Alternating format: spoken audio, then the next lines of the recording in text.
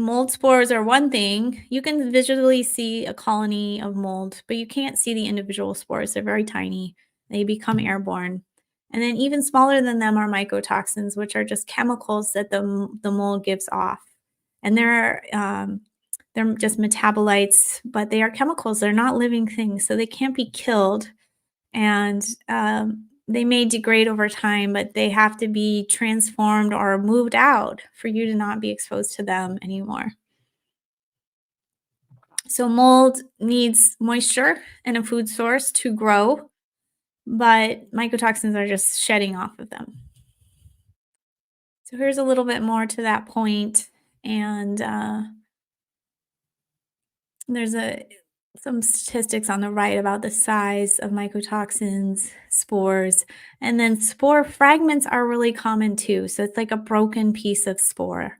And often the mycotoxins are like traveling around attached to spore fragments, and then they're just going to land like in your sofa, in the fan of your computer, all sorts of places, and just stay there. And if there's this food source, like if they land in a book and there's humidity, they could be actually growing there. So, probably the biggest mistake I see people make is not understanding this mycotoxin issue and bringing too many belongings with them. That's the biggest thing I see, or not getting rid of belongings. I just found this little quote while I was researching the other night, and it said that like a sick building, a moldy building could have up to 1 billion spores per cubic meter of air. It's so gross to think about.